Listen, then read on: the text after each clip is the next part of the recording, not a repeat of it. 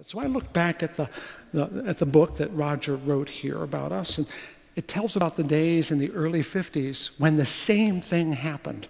When parents were saying, you know, we have this hotshot young minister named Duncan Littlefair, and he's blowing all sorts of smoke over here, but over there it's just snooze city. We got to have a different Sunday school. And they created, through the Character Research Project in a whole other college, what we now call Character School. Now, we're doing it differently than they did. But that's when the name changed. And when they did it, it involved parents just volunteering like crazy and filling out forms and committees and organizations, things we just don't seem to be able to do as readily anymore. But the lightning was loose. And as much as Duncan made this place lively over here, they made it lively over there. And when the lightning gets free, boy, it lights things up, doesn't it? There's a crackling quality. So when these parent circle people started doing that, I heard the lightning begin to crackle again. But again, you can't let it go just anywhere. It'll land in all the wrong places. So the question is, how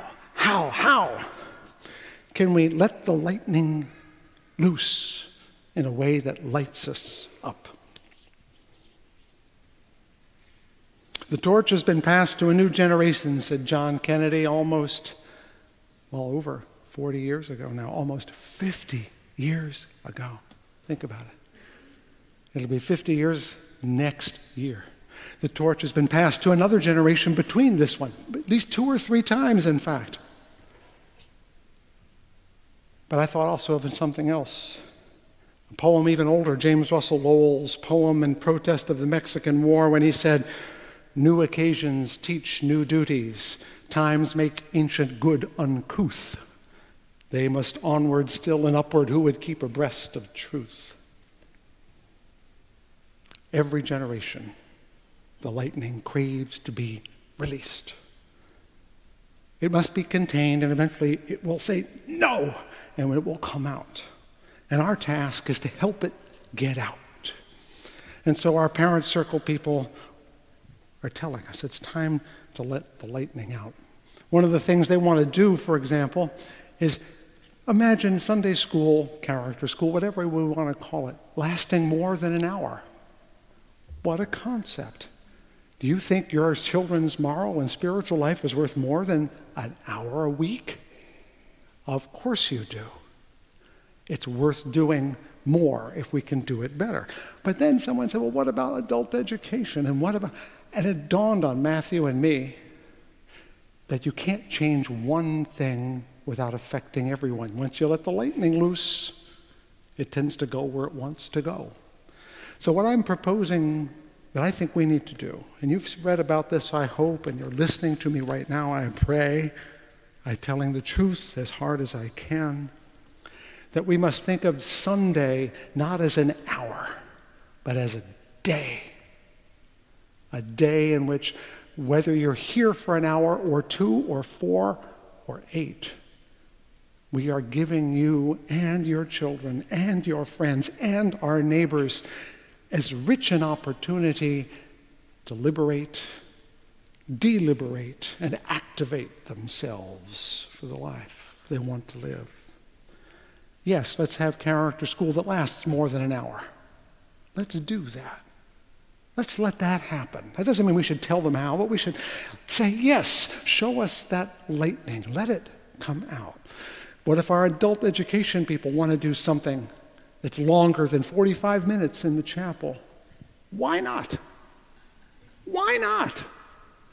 And here's the most daring thought of all.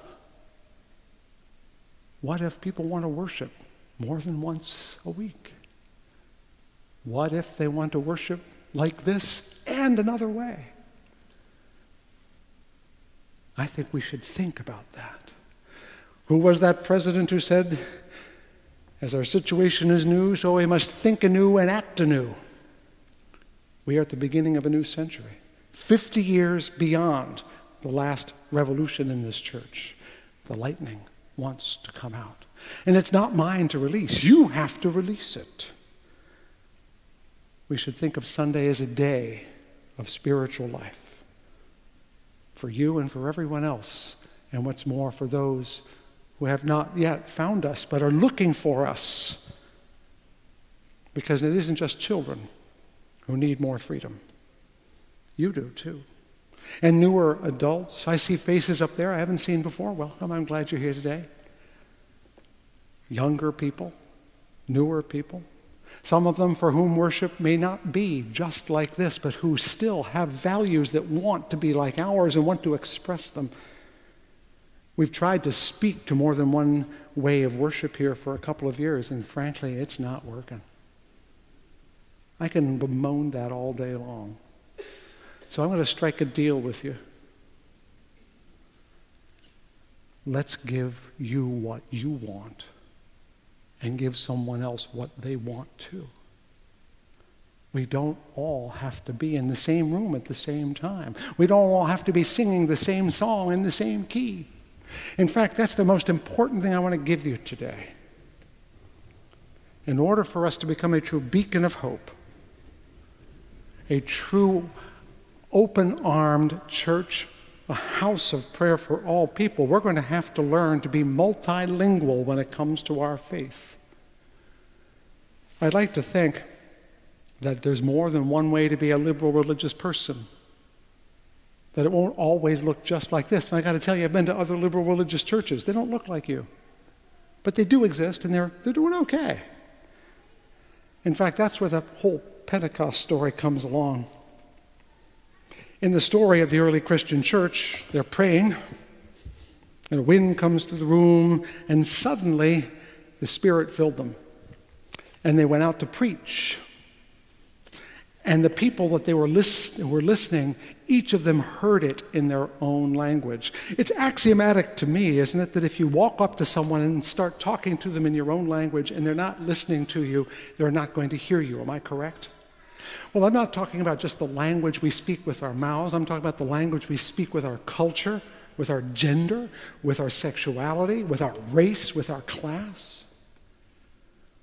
Liberal religion is larger than English or America or male or straight or white or even Middle Western, even larger than West Michigan. Can you believe that?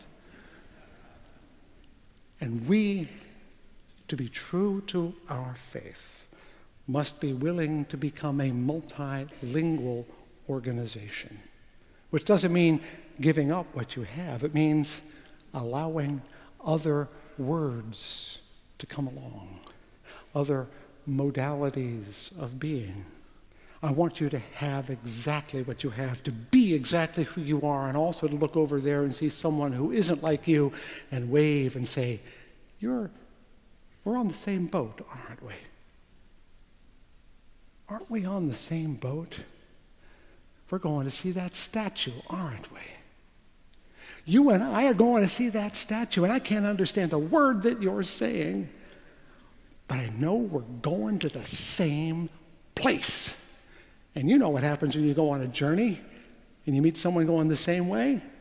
You've got a friend, because you're going to the same place. It's about our mission, friends. That's what we need to remember. There are people who want to get on our boat, and we have to put more gangplanks up. We've got to put up more avenues, more doorways, because the boat is going to the statue, and we want everybody to be on board. Not just the ones we recognize, but the surprises, the children, the multi-faithful, the multicultural, the immigrant, the atheist, the Catholic, the poor, the homeless and tempest-tossed. Yes, the spiritually homeless, the spiritually tempest-tossed. We're going to that place, and we've got to find a way. Because remember, a mission is not be this way. A mission says we're going to go this way.